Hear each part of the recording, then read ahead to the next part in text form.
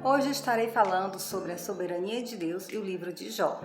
O sofrimento de Jó encontra-se no capítulo 16, versículo do 6 ao 8 diz assim: Contudo, se falo, a minha dor não se alivia. Se me calo, ela não desaparece. Sem dúvidas, ó Deus, tu me esgotaste das forças, deste fim a toda a minha família. Tu me deixastes deprimido.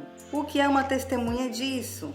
A minha magreza se levanta e depõe contra mim. Ou seja, aqui Jó ele estava contando um pouco do seu sofrimento.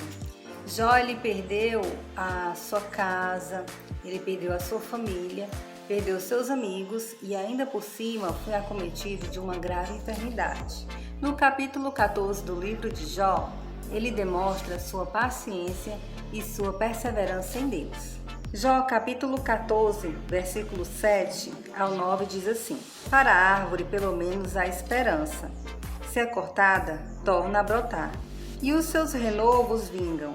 Suas raízes poderão envelhecer no solo, e seu tronco morrer no chão.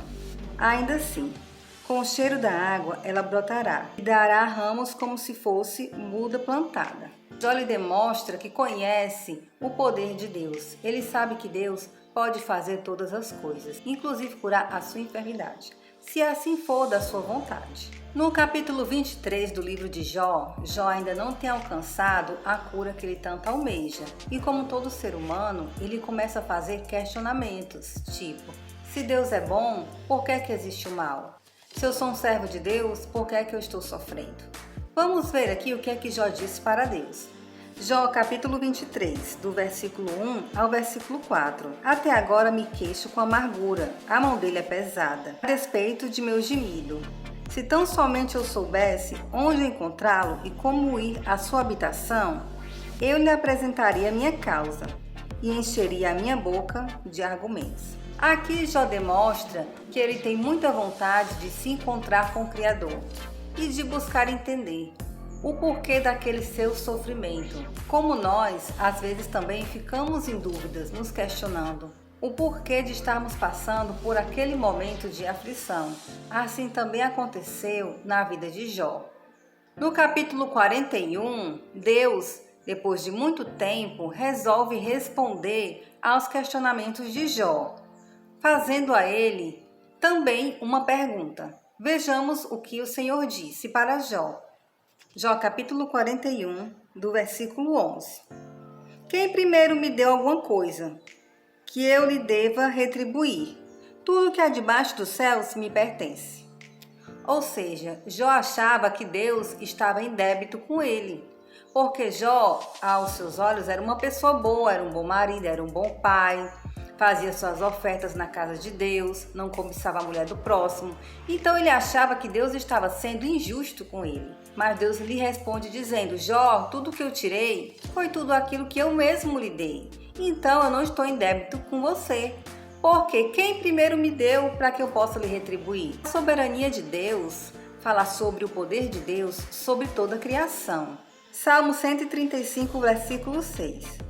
Tudo que o Senhor deseja, Ele faz, tanto nos céus como na terra. Às vezes as pessoas têm muito medo do diabo.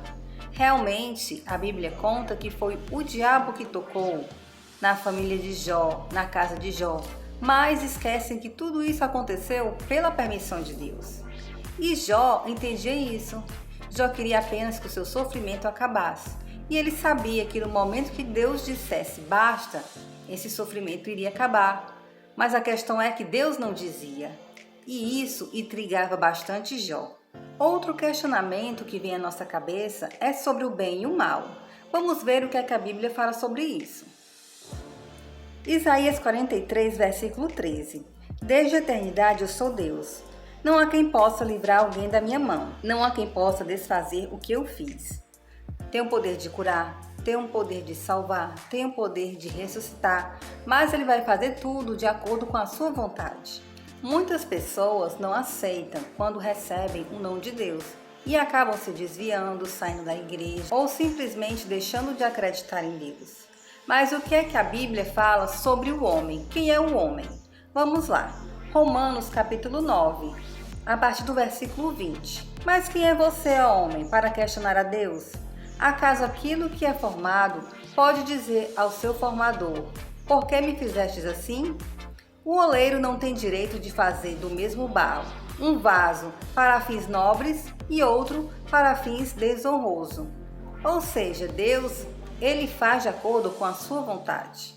Romano 9,15 continua dizendo: pois ele diz a Moisés: terei misericórdia de quem eu quiser ter misericórdia, e terei compaixão de quem eu quiser ter compaixão. Todo mundo conhece a história de Moisés no Egito. O próprio Deus fez cair 10 pragas sobre o Egito, porque eles não quiseram se arrepender. E o que nós, como servos de Deus, devemos fazer? Nós devemos focar primeiramente na obediência. Não sabem que, quando vocês se oferecem a alguém para lhe obedecer como escravos, tornam-se escravos daquele a quem obedecem. Escravos do pecado, que leva à morte, ou da obediência, que leva à justiça. A escolha é sua. Você prefere ser escravo de Deus para a obediência ou escravo do diabo para a morte? Deixo aqui com vocês essa reflexão. Se você está passando por algum momento difícil, faça como Jó, não perca sua fé.